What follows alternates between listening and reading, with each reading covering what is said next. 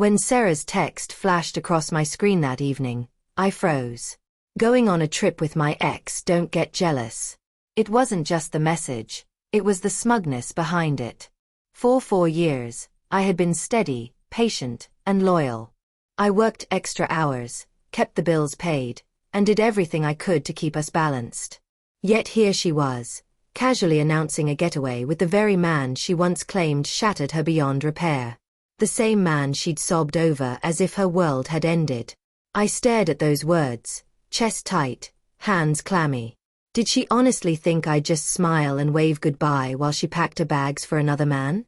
A bitter laugh slipped out of me. The warning signs had been there for months.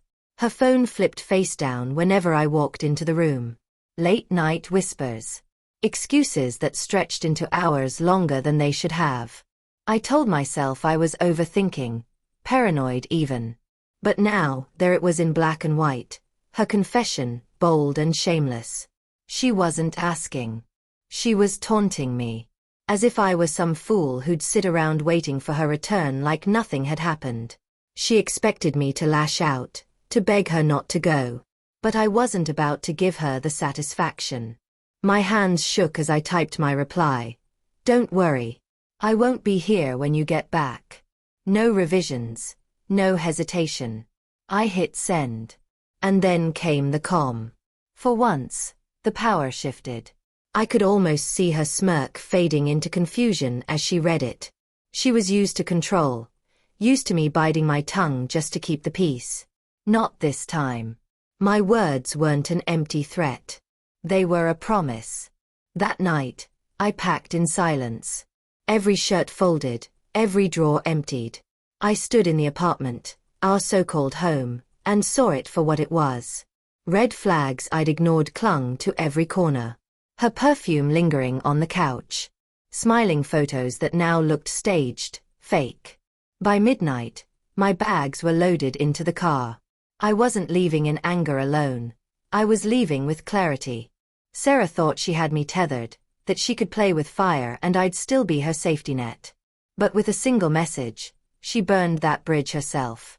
The next morning, my phone lit up. Dozens of messages poured in. At first, playful. Wait, what do you mean you won't be here? Then irritated.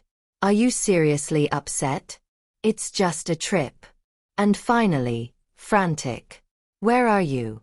Please, answer me. I didn't answer her messages. By then I was already miles down the highway, leaving behind more than just the apartment. I was leaving behind years of bending, of putting her joy above my self-respect. My silence said everything words couldn't. I found a small place across town. Nothing impressive, but quiet. For the first time in a long while, I felt lighter. No more checking her moods like weather forecasts. No more tiptoeing through conversations to avoid another fight. No more begging for scraps of affection. Freedom had a sharp edge, almost bitter, but it belonged to me. 2 days later, Jason called. His tone carried disbelief, laced with pity. Man, Sarah's telling everyone you walked out just because she took a harmless trip. She's making it sound like you lost your mind. I laughed, but it wasn't from amusement. Harmless. She went away with her ex. What did she expect me to do? Send them champagne? Jason was quiet for a second, then spoke words that stayed with me. Look, everyone sees through it. She's embarrassed, that's all. You didn't give her what she wanted. You didn't beg. You didn't fight. You just left. That's what's eating her alive. He was right. Sarah thrived on drama. She fed on apologies, chaos, control. But I had taken away her stage. No scene, no performance. Just silence. And that silence cut deeper than any screaming match ever could. Later that week, she showed up at my door. I didn't let her in. Through the wood, her voice wavered, bouncing between anger and pleading. You can't just walk away from everything we built. It was only a trip. I just needed space, I needed clarity. Don't throw us away over this. Her words rang empty. Space. She never needed space when she leaned on me to cover rent. Or when she borrowed my car. Or when she sobbed on my shoulder about how unfair life was. No, the only time she needed space was when her ex came back around. I stood there listening, unmoved. This wasn't about love anymore. It was about respect. And once that dies, there's no reviving it. Days slid into weeks.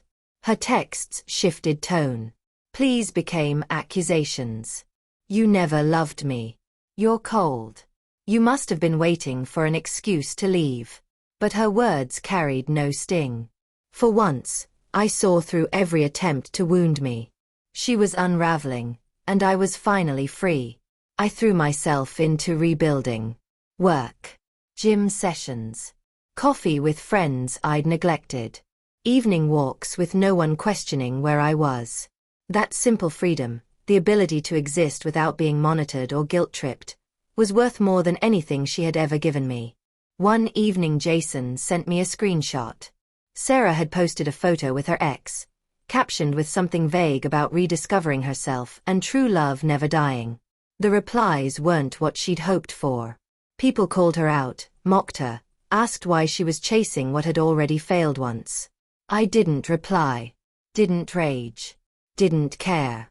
I just closed the screen and smiled. Truth has a way of revealing itself. A month later, she came back again. This time not fiery, but broken.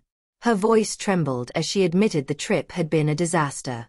Old habits, old fights, old wounds with her ex resurfaced instantly. I made a mistake, she whispered. I thought he'd changed, but he hasn't. You were the steady one. The one who cared. Please, give me another chance. I looked at her for a long moment. Once, those words would have been everything I longed to hear. But not anymore. Now they were too late. I did love you, I said quietly. But love isn't enough when respect is gone. You chose the moment you boarded that plane. And I chose when I walked away. Her eyes filled with tears, but I didn't falter. She left, and I closed the door behind her. Not in anger, not in regret, but in finality. For the first time in years, I wasn't chasing or fixing or waiting. I was simply living. And that, I realized, was the sweetest revenge.